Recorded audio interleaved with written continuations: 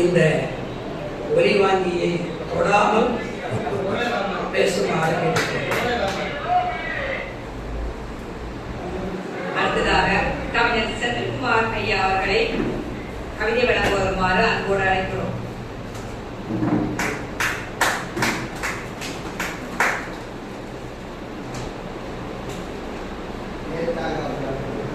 போற்றுதற்குரிய பேராசிரியர் விஜயா அவர்கள், பாவாரையா அவர்கள், நூல் வழங்கிய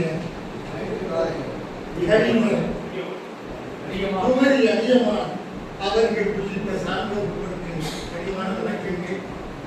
மரபை மீறி கவியரங்கம் முடிந்ததற்கு பின்னாலே வாய்ப்பு வழங்கியதற்காக தெரியவர்கள்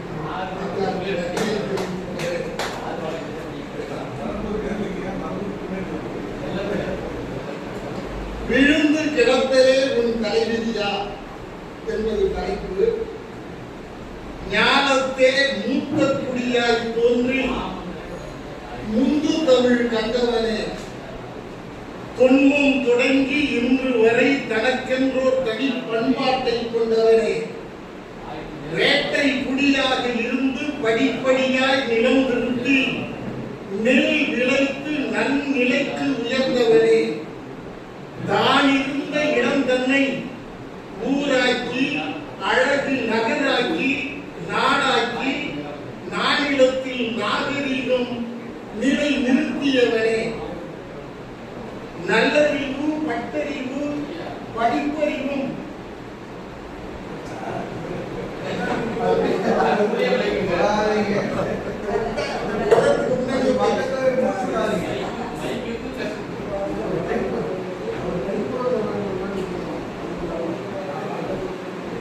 தான் இருந்த இடம் தன்னை ஊராக்கி அழகுமிகு நகராக்கி நாடாக்கி நாடிலத்தில் நாகரிகம் நிறுத்தினது.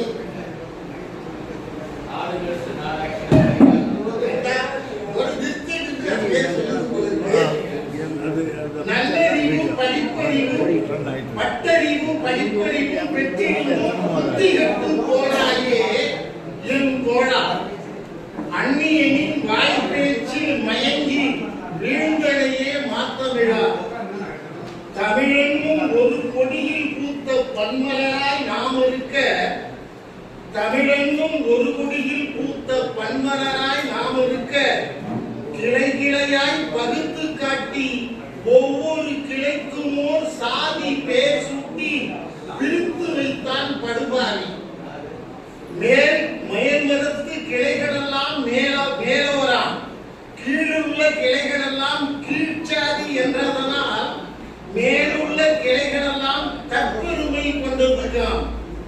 நத்தி பிழைக்க வந்த அந்நியனின் பஞ்ச வலையினிலே வீழ்ந்து விட்டார் என்பவிழா, என் மொழிதான் தேவமொழி என்றாலோ ஆமாமா என்கின்றார்.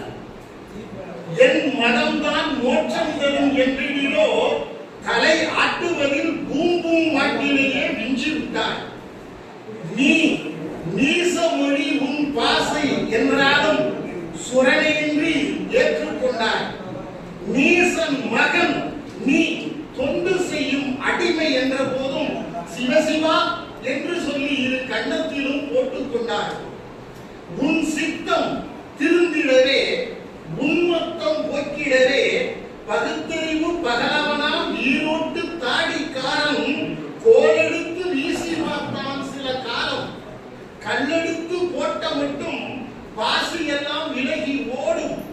பின் ஒன்றாய் வந்து சேர்வது போல் பெரியார் ஏற்றி வைத்த சுரனை சூடு அணைந்து விட மீண்டும் நீ தொழும்பனாக மண்டியிட்டு கிடக்கின்றாய்.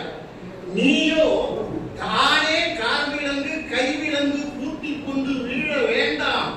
உன்னை மீட்க வேறு யாரும் வரமாட்டார். உன் பிணிக்கு நீயேதான் மருந்தெடுத்து உண்ண வேண்டும். ஒரு பொழுது வாழ்ந்து பின் மடிந்து விட வேண்டுமாயின் சுதந்திரமாய் வாழ்ந்துவிட்டே மடிய வேண்டும். அடங்காதே ஒருபோதும் வடக்கலுக்கு அடங்காதே, மறக்காதே மறக்காதே ஒருபோதும் தாய்மொழியை மறக்காதே. முடிந்த மட்டும் அமைந்து வரும் வாய்ப்புகளை பற்றி கொள்வாய்.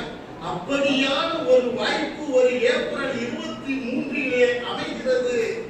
நீ படிக்கும் முத்திரையினால் மலர்ந்திடுமே உன் சந்ததியின் எதிர்காலம் மனதில் வைப்பீர். நன்றி, வணக்கம்.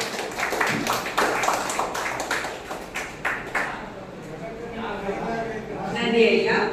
அடுத்ததாக திருக்குறள் தொடர் சொற்பொழிவை வழங்க வருமாறு செம்பொழி தமிழாய்வு மத்திய நிறுவனத்தின் முன்னாள் பதிவாளர் பேராசிரியர் முகிலை ராஜபாண்டியன் ஐயா அவர்களை அன்புடன் அழைக்கிறேன்.